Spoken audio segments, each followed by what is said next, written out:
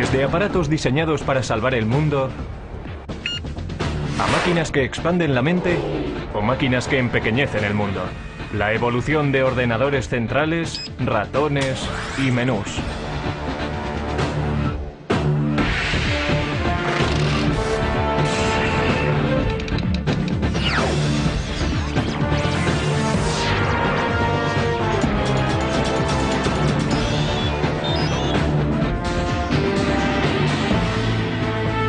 El ordenador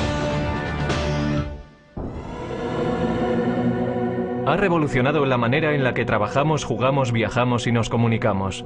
Afecta cada parte de nuestras vidas. Ya ha conseguido ayudar a ganar guerras, resolver problemas aparentemente irresolubles y nos ha lanzado al espacio. La era de los ordenadores no ha hecho más que empezar. Estamos todavía en la edad de piedra. A medida en que vayamos avanzando en el siglo, no habrá una distinción clara entre la inteligencia humana y la inteligencia de la máquina. La mayor parte de la gente hoy en día sabe qué es un ordenador personal e incluso algo sobre su manejo. En esencia existen dispositivos de entrada, como un ratón o un teclado, el cerebro de la máquina, es decir, la CPU o unidad central de procesamiento, y dispositivos de salida como el monitor o la impresora. Por dentro, el ordenador realiza su magia haciendo millones de pequeños cálculos por segundo. Básicamente sus circuitos electrónicos solo tienen dos opciones. Pueden ser conectados y desconectados. En código binario, un 1 representa encendido. Un 0 representa apagado. Por lo tanto, un 1 en binario también significa verdadero y 0 significa falso. Mediante estos valores obtenemos la lógica binaria, lo que permite al ordenador computar.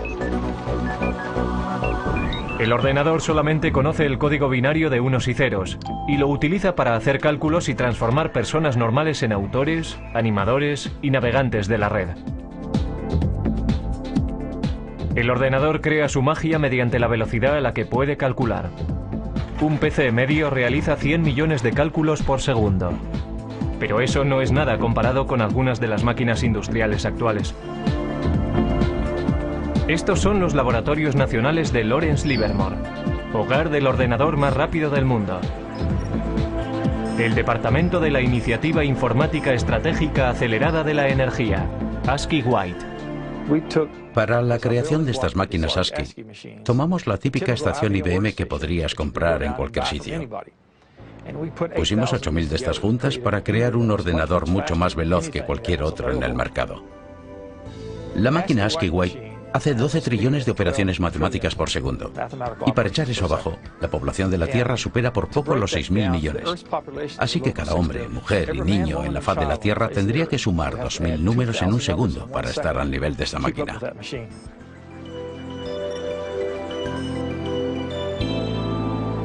Como si fuera el guardián del silicio, el ASCII White está dedicado al servicio del país.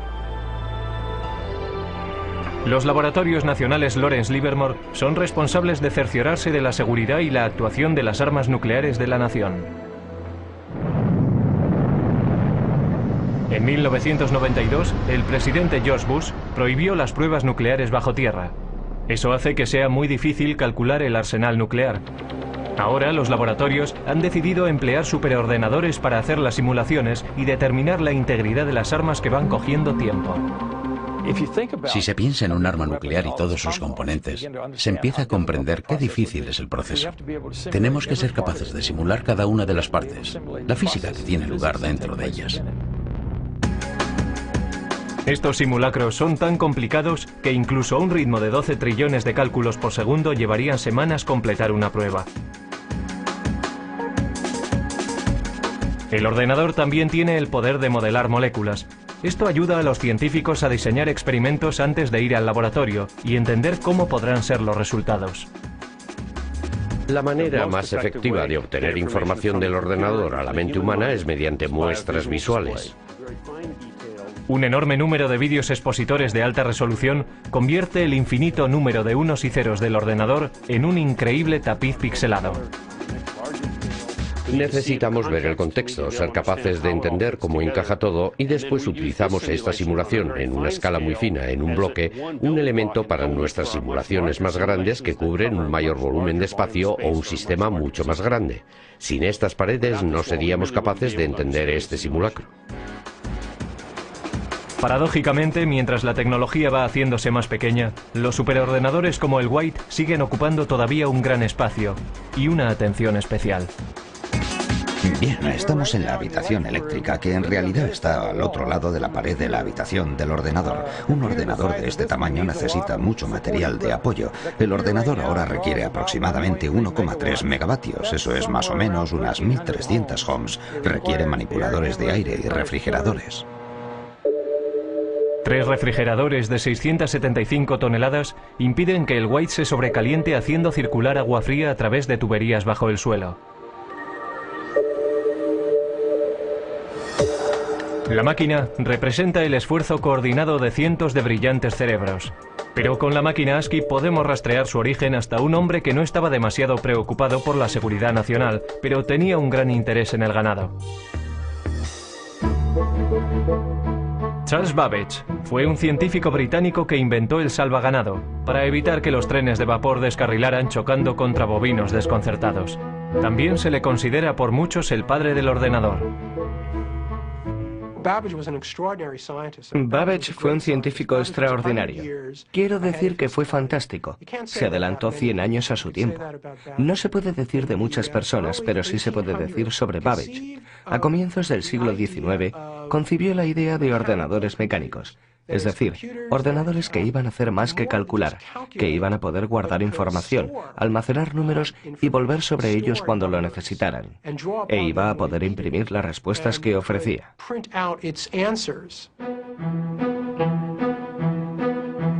Como científico, Babbage confiaba plenamente en la precisión de tablas matemáticas, logaritmos y tablas de gravedad.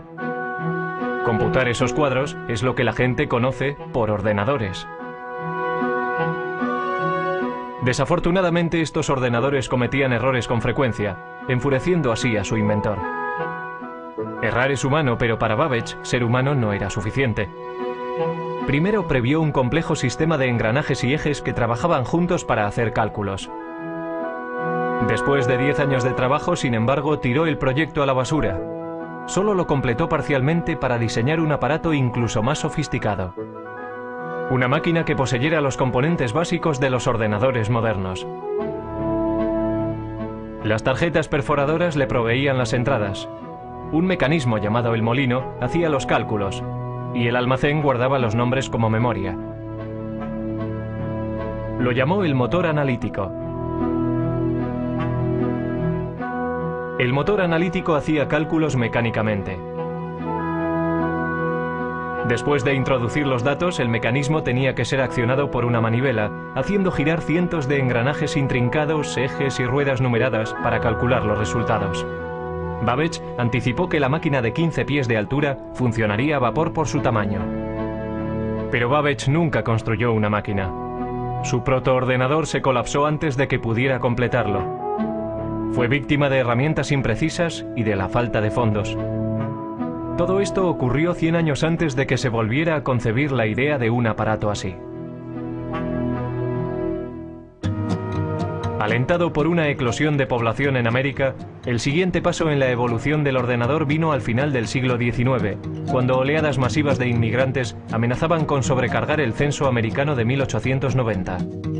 En 1887, la oficina del censo todavía llevaba la cuenta del recuento de 1880 a mano. Desesperados suplicaban por otra forma de tabular los resultados. Entonces fue cuando un anterior inspector del MIT llamado Hermann Hollerith introdujo una serie de máquinas que harían que el recuento del censo fuera tan fácil como contar 1, 2 y 3.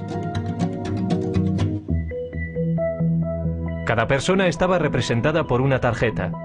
Los individuos tenían que perforar las cajas relacionadas con su edad, sexo, raza y profesión. Los trabajadores del censo entonces introducían las tarjetas perforadas en las máquinas. La tabulación se hacía con electricidad. Al utilizar clavijas eléctricas, los resultados se registraban en una serie de diales, como si fueran relojes. Otras máquinas separaban las tarjetas. Las máquinas de Hollerith aceleraban de forma vertiginosa el procesamiento de la información. En solo 6 semanas se había hecho el recuento del censo de 1890 de 62.622.250 habitantes. Entonces Hollerith continuó comercializando ese invento. Se dio cuenta de que el censo era un gran cliente, pero seamos realistas, si solo recibes un pedido una vez cada 10 años. Entonces salió y consiguió hacer negocio entre los ferrocarriles, por ejemplo, y formó una compañía que finalmente se convirtió en la base para la IBM. La invención de Hollerith fue un hito en el camino de lo mecánico a lo digital. Pero todavía faltarían 50 años y el poder destructivo de una guerra mundial para que arrancara el primer ordenador verdadero. Antes de los años 30, los aparatos mecánicos computacionales se utilizaban para seguirle la pista a la población, pasajeros de tren y archivos de seguros de vida. Pero los primeros ordenadores digitales electrónicos se construyeron con un objetivo mucho más persuasivo en la mente: ayudar a ganar una guerra mundial. Una de las máquinas más tempranas se propuso por los británicos para romper el código alemán, conocido por Enigma. Con ello empezaron a creer que se podía ganar la guerra. Una de las personas que trabajó para romper el código Enigma fue Alan Turing. Su trabajo antes de la guerra ayudó a establecer la base teórica para los ordenadores que se construyeron en los 40. En el norte de Londres, en unas instalaciones secretas en Bletchley Park, los británicos construyeron Colossus, un tipo de ordenador diseñado para romper el código Enigma. Colossus comparaba secuencias de letras a un ritmo de 25.000 caracteres por segundo. La máquina solo podía realizar la tarea de unir letras, pero lo hacía muy bien. Sus transmisiones descifradas alemanas se denominaron el ultrasecreto, el secreto mejor guardado de la guerra. Principalmente, el Colossus llevaba a cabo funciones logísticas de las letras de un alfabeto en una corriente de letras que venían de un mensaje de radio interceptado. No los descifraba, pero sí podía efectuar una serie de combinaciones que en gran medida se asemeja a lo que hace un ordenador. Mientras el Colossus rompía códigos alemanes, al otro lado del Atlántico los ingenieros trabajaban para construir otro aparato computacional, una máquina que influiría directamente en el diseño de todos los ordenadores futuros. América era un centro neurálgico productor de instrumentos de guerra, pero para 1943 había una escasez crítica de un componente sorprendente de la máquina de guerra: tablas de disparos para piezas de artillería. Estas tablas permitían a los artilleros apuntar sus armas correctamente en gamas diferentes, altitudes, temperaturas y condiciones del viento. Los ordenadores humanos trabajaron frenéticamente para producir cálculos mecánicos para crear esas tablas, pero lo pasaron mal intentando estar a la altura. Durante la Segunda Guerra Mundial se producían muchas armas. Había que calcular muchas tablas de disparo. Era realmente un gran trabajo y estaba ralentizando la entrega de armas al frente. Para solucionar el problema, John Mauchly, un físico de la Universidad de Pensilvania, se propuso construir un ordenador gigante electrónico que podía calcular tablas de números en minutos, no horas. El ejército, desesperado por un aparato que les ayudara a ganar la guerra, de mala gana se centró en el coste propuesto de $500,000. Mauchly y un brillante estudiante de ingeniería eléctrica, Presper Eckert, empezaron a construir ENIAC, el integrador numérico, electrónico y ordenador. Mucho más grande que el Colossus, nunca se había concebido nada parecido a ENIAC. Casi con 100 pies de largo y 30 toneladas, contenía 70.000 resistencias, 10.000 condensadores, 6.000 interruptores y 18.000 tubos de vacío delicados.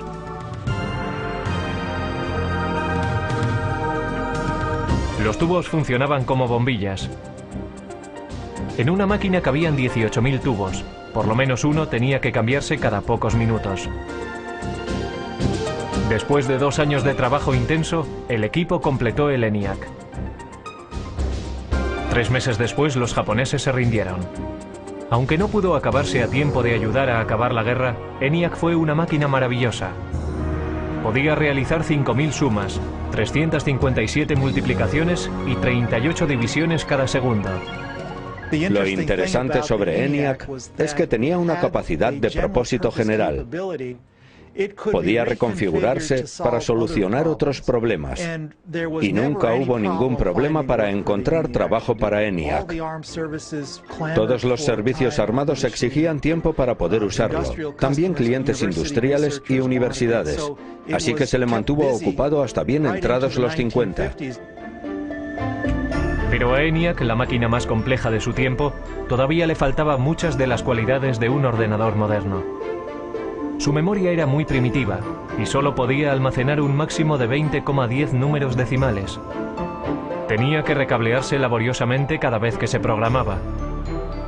Y no podía tomar decisiones lógicas basándose en sus cálculos. Pero ENIAC ya había demostrado que los ordenadores se podían construir.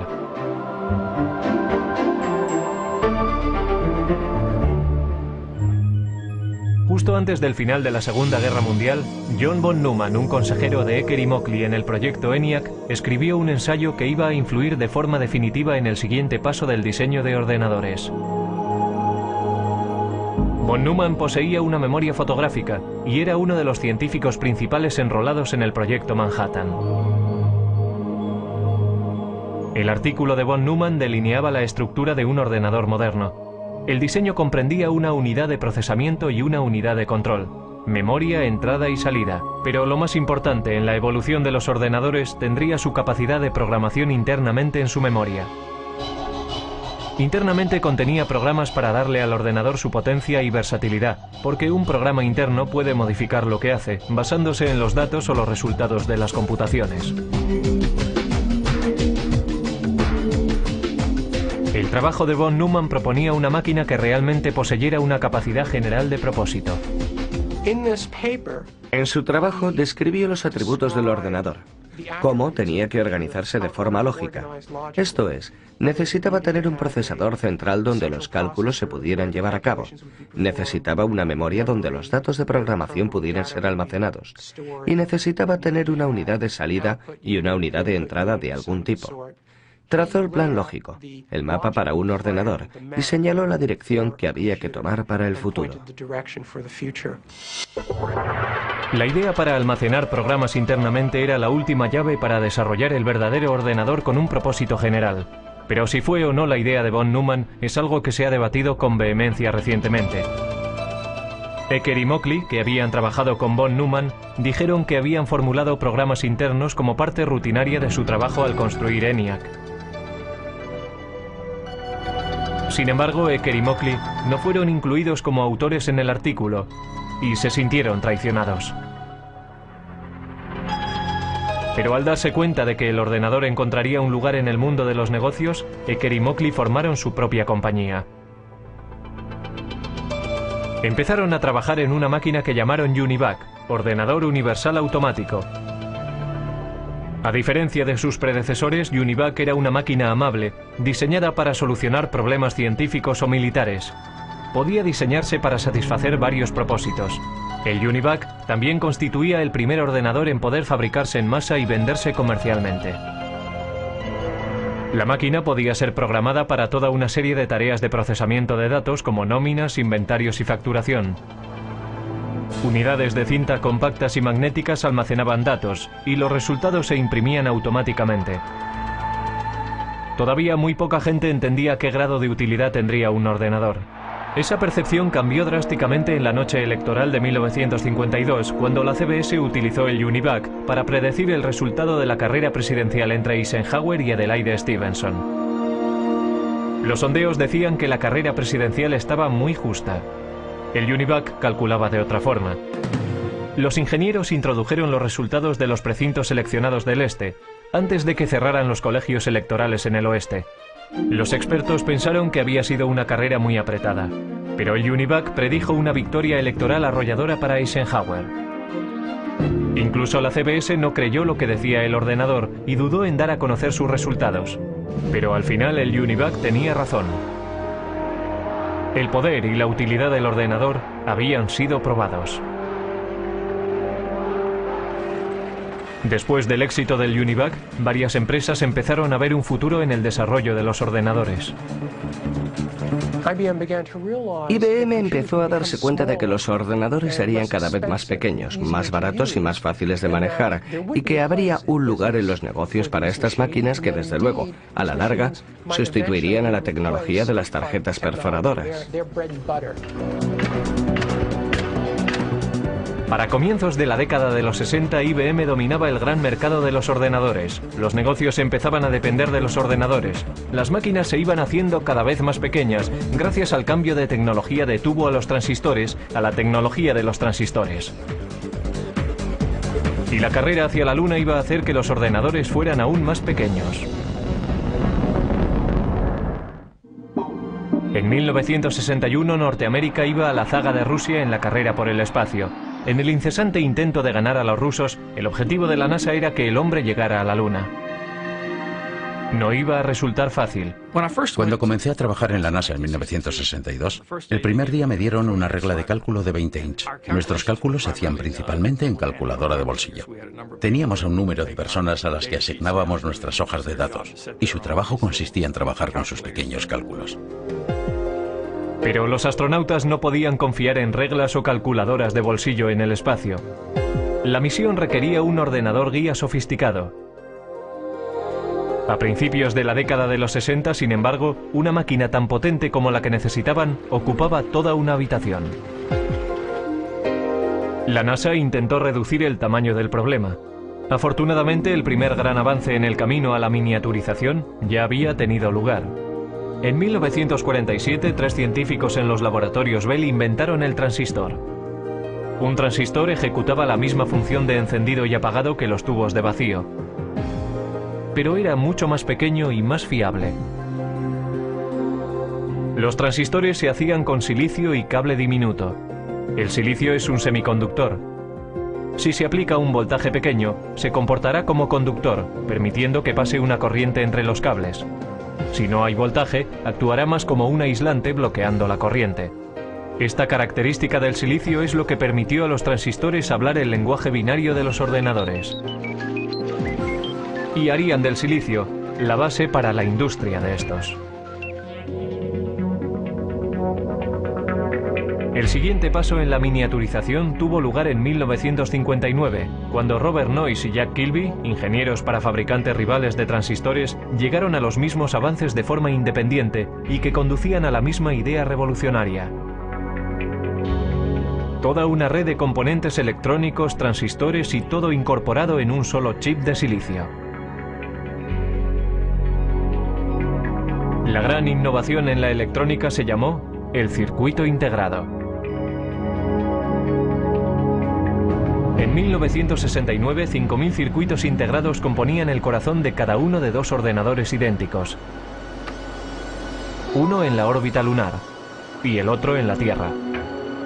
Para su tamaño, estos eran los ordenadores más potentes de la Tierra. Mientras Neil Armstrong daba un pequeño paseo en el polvo lunar, Ted Hoff, un ingeniero con la compañía de chips Intel, estaba dando un gran paso en el proceso hacia la miniaturización. Estaba desarrollando una idea que pondría todo el ordenador en un chip de silicio, el microprocesador. Era la invención no solo de circuitos integrados, sino de un tipo particular de circuito integrado, el microprocesador, que hace posibles los ordenadores personales de hoy en día. A Hoff le habían encargado diseñar 12 circuitos integrados por separado para fabricar una calculadora japonesa. Sugirió colocar toda la unidad de proceso en un chip y programarlo como un ordenador. Intel desarrolló la idea y para 1970 tenían un modelo de microprocesador. Los ordenadores estaban en el camino para hacerse más pequeños. Sin embargo, todavía estaban muy lejos de ser fáciles de manejar. Uno de los primeros intentos de simplificar las operaciones del ordenador fue encabezado por Doug Engelbart. El científico concibió una manera sencilla de manejo e incluso mostró un prototipo en 1968 en la Conferencia de Otoño de Ordenadores de San Francisco.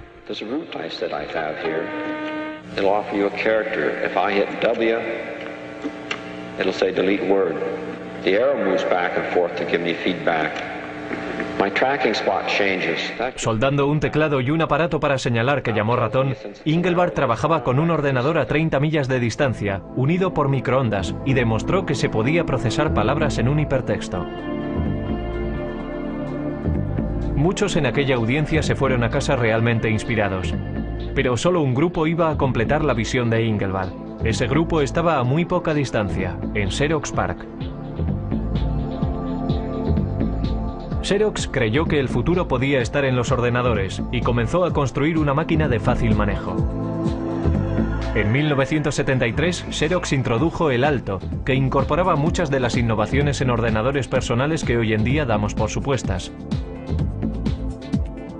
El Alto tenía un ratón, una interfaz gráfica, estaba construido de forma interconectada e imprimía en una impresora láser. Debería haber revolucionado la industria, pero a $18.000 cada máquina. El Alto no estaba diseñado para particulares. Los ordenadores todavía eran máquinas élite, propiedad del gobierno o de grandes empresas y universidades. En el pasado, los grandes ordenadores centrales procesaban nóminas, guardaban el rastro de archivos, seguían la pista y hacían cálculos científicos. Si una facultad tenía la suficiente suerte como para acceder a un ordenador, los estudiantes y los profesores compartían tiempo en ellos. Pero el mercado del chip estaba creciendo, la velocidad de procesamiento crecía y los precios bajaban. La revolución estaba al alcance de la mano, y la carga no sería liderada por una gran empresa, sino por un grupo de aficionados e ingenieros librepensadores. Dos de aquellos revolucionarios fueron Steve Jobs y Steven Wozniak. A mediados de los 70, empezaron a fabricar un ordenador pequeño en un garaje de Palo Alto. Lo llamaron el Apple I. Steve Jobs era un estudiante de universidad que había abandonado los estudios, pero era diferente. Era muy inteligente, muy avispado. También era extremadamente ambicioso. Pero quizás más importante que eso, conocía a otro Steve Wozniak, que era un brillante ingeniero de hardware. Al ir abaratándose los chips, algunos nada caros, empezaron a aparecer kits de ordenadores de automontaje. Uno de estos primeros kits apareció en la cubierta de Popular Electronics en 1975. Se llamaba el Altair. El Altair se planteó como el primer kit de mini ordenador para rivalizar con modelos comerciales. Muchas personas se interesaron en él a $400 cada kit. Estos primeros ordenadores, anteriores a los primeros Apple, eran en realidad para técnicos e ingenieros informáticos que tenían conocimiento de cómo conectar cables y conectar otros dispositivos y hacerlos trabajar. Así que pensé, compraré unos cuantos chips, un microprocesador y diseñaré mi propio ordenador. No fue que quisiera burlarme del mundo, era solo que quería hacer de este ordenador algo más personal que los interruptores que tienen posiciones arriba y abajo para introducir extraños números binarios. Steve Jobs vendió su Volkswagen y Steven Wozniak vendió su calculadora HP para financiar su empresa. En 1977 introdujeron el Apple II, un ordenador atractivo, independiente y un teclado. Con la adición de un monitor y un drive para un disquete, el aspecto de un ordenador personal empezaba a cobrar forma. El Apple II se estandarizó con 4 kilobytes de memoria y a un precio base de $1.200. Era mucho más barato que las máquinas industriales anteriores. El Apple II ayudó a convertir al PC en un aparato de fácil manejo. El comprador no tenía que pasar tiempo soldando las partes meticulosamente. La persona podía inmediatamente empezar a programar el ordenador o comprar software desarrollado por florecientes compañías de software. Con la esperanza de quitarle una parte de la cuota de mercado, en 1981 IBM introdujo su versión de un aparato ordenador personal, conocido simplemente por PC. Las ventas continuaron creciendo a principios de los 80. Pero antes de que el ordenador personal inundara todo el planeta, la máquina todavía había de simplificarse para el usuario, algo que cualquiera pudiera manejar. Los primeros ordenadores Apple, igual que los tempranos ordenadores personales, no tenían interfaces gráficas, no tenían ratones. Tenían lo que se conoce como una interfaz con línea de comandos. Esto es, uno tecleaba las instrucciones en el ordenador y las instrucciones aparecían como texto en la pantalla.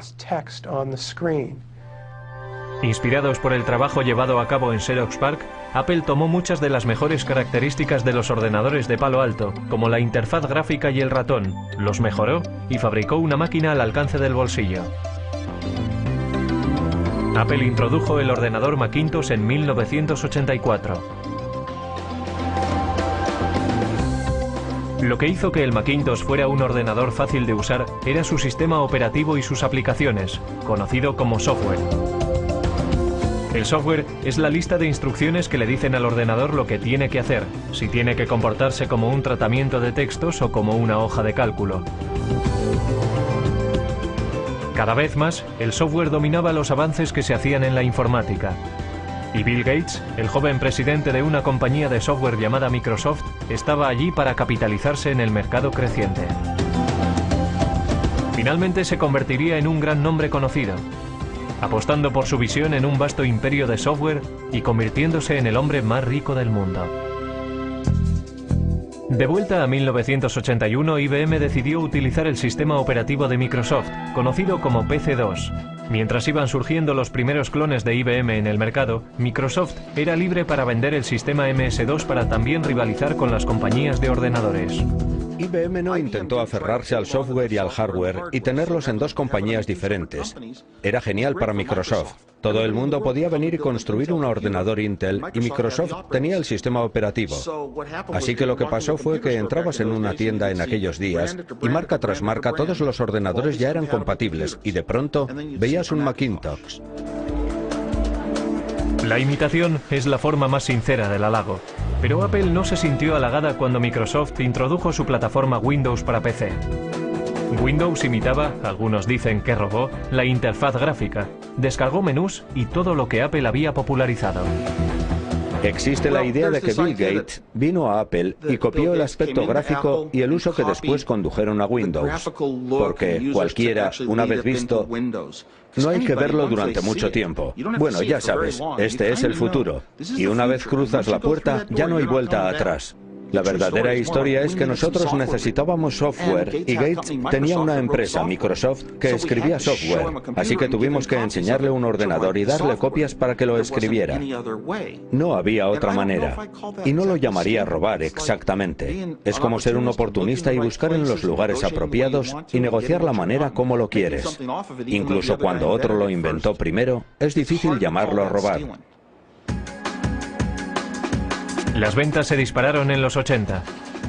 De 500.000 máquinas al año en 1981 a 7 millones para el final de la década. Máquinas fáciles de manejar y software más sofisticado que nunca excitó la imaginación general. Pero la revolución estaba muy lejos de haber acabado.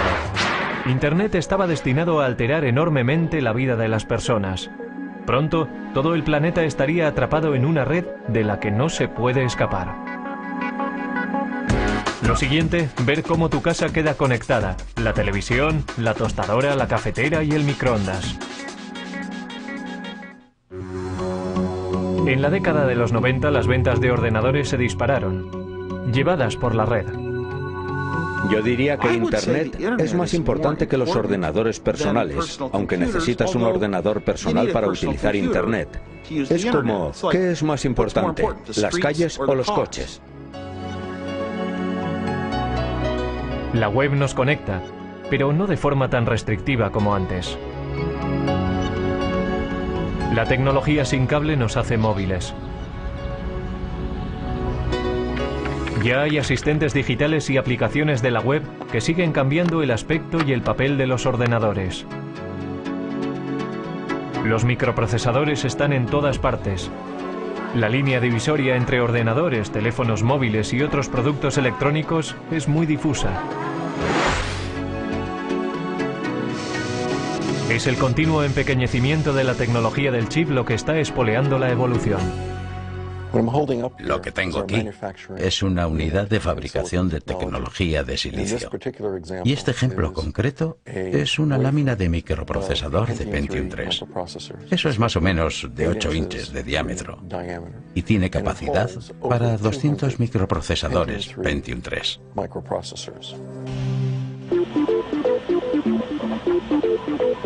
Cada microprocesador puede contener tantos como 100 millones de diminutos transistores.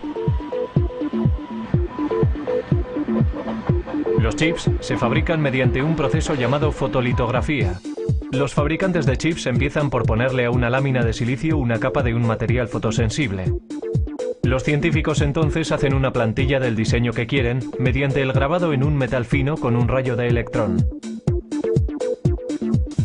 Los rayos ultravioleta brillan a través de la plantilla y bajo el chip fotosensible, causando una reacción química y creando el sistema de circuitos.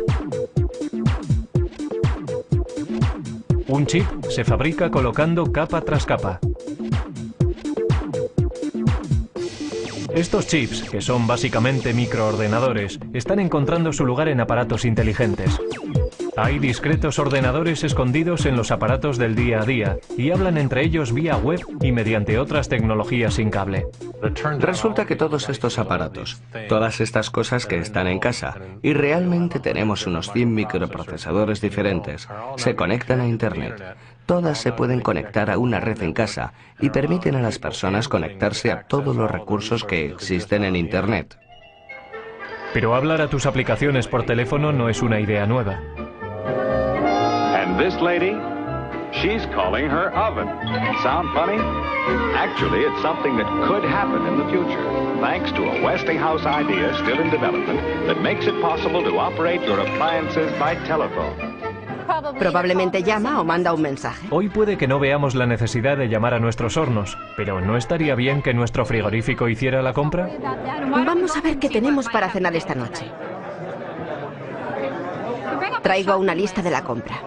Estos son productos que ya sé que necesito. Productos que he consumido durante la semana. Y vamos a ver qué podríamos necesitar. Así que iremos al armario a ver qué es lo que tenemos allí. Tengo la mayoría de las cosas, pero estos dos ingredientes quiero añadirlos a mi lista de la compra. Así que hago clic aquí y se añadirán a mi lista de la compra. Así que ahora lo que puedo hacer es coger mi lista de la compra y o bien la descargo a un teléfono con base web y si hago clic la lista vendrá aquí. Puedo hacer también que vaya a un PDA. O lo que puedo hacer es mandarlo a streamline.com y hacer que me lo pidan y me traigan la comida a mi casa desde aquí. O sea que está viendo todas tus aplicaciones domésticas, desde tu coche a tu mejor equipo de televisión y videojuegos, a tus electrodomésticos, lavadoras, secadoras y frigoríficos. Todo conectado para que desde un browser se pueda operar la casa automatizada.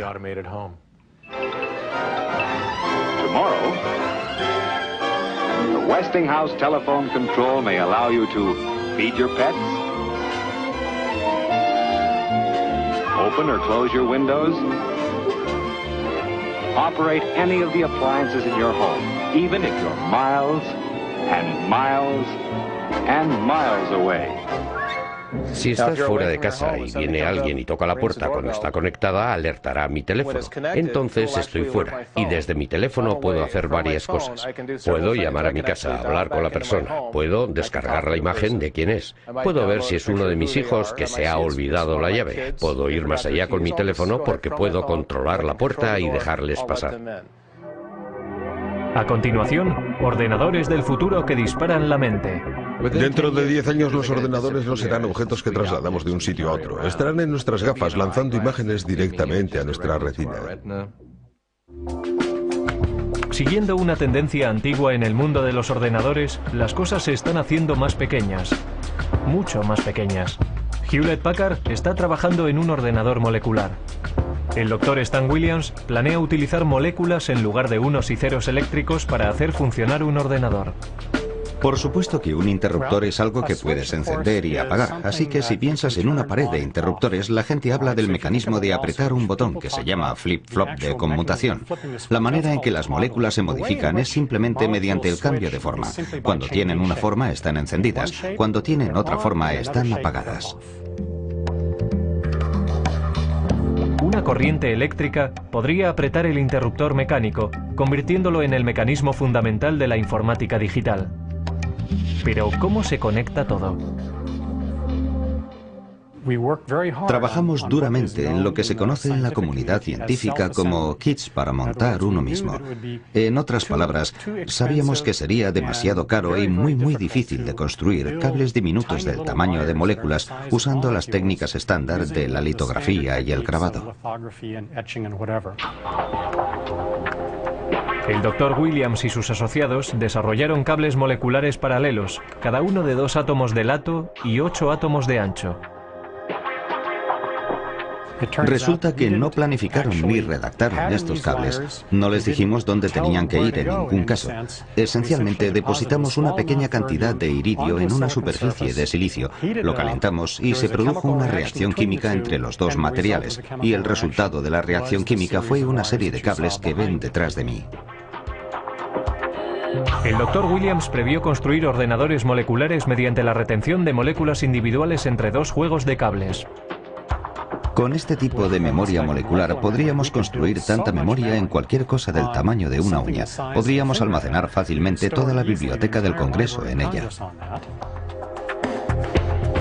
Otras investigaciones están trabajando en futuros ordenadores que puede que utilicen ADN o incluso partículas de cuanto. Con el almacenamiento masivo y el poder verdadero de la informática, la siguiente generación puede que sean ordenadores modelados según el cerebro humano. La inteligencia artificial en la ciencia y en el arte de fabricar ordenadores hace cosas que nosotros consideramos que requieren la inteligencia humana. Estamos desarrollando sistemas que pueden ser parejos o incluso superar a la mente humana dentro de nuestros dominios. Si se trata de jugar al ajedrez, diagnosticar una enfermedad, guiar misiles crucero a través de terrenos, tenemos un sistema que puede operar al nivel humano dentro del marco de estas tareas definidas. Lo que no tenemos todavía es sistemas que puedan entender el lenguaje humano con la flexibilidad de los humanos. Eso llegará. Alan Turing fue un arquitecto informático temprano que trabajó para desmontar el código Enigma durante la Segunda Guerra Mundial. En 1950 previó un tiempo en el que los ordenadores podrían ser capaces de pensar. Cuando el superordenador Deep Blue de IBM ganó al campeón del mundo de ajedrez Garry Kasparov, algunos perdieron el respeto al juego. Pero otros reconocieron que esto era un signo de que las máquinas inteligentes llegarían.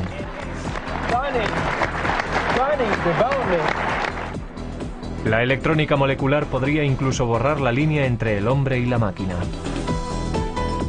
Tendremos ordenadores muy pequeños y muy potentes que podrán viajar a través de nuestro sistema venoso. Tendrán el tamaño de las células de la sangre y se comunicarán sin cable con nuestras neuronas. Así que seremos capaces de agrandar nuestra capacidad de pensar, velocidad de pensamiento, aumentar la memoria humana, incrementar nuestras habilidades cognitivas y modelos de reconocimiento mediante la combinatoria de nuestra inteligencia biológica con estas nuevas formas de inteligencia no biológica. Los ordenadores capaces de pensamiento cognitivo alegran a unos y atemorizan a otros. Lo veo como algo derivado de la inteligencia humana. En muchos casos serán copias de la inteligencia humana y encarnarán nuestros valores. Quizá por eso estamos preocupados, porque sabemos que la naturaleza humana en sí misma es dual. Tenemos una parte muy creativa y también una muy destructiva, y la tecnología está multiplicando eso. La tecnología es un arma de doble filo, capaz de producir tanta destrucción masiva como abundancia sin precedentes. Pero mirando al pasado, puede que la sociedad sepa cómo dirigir el ordenador del futuro.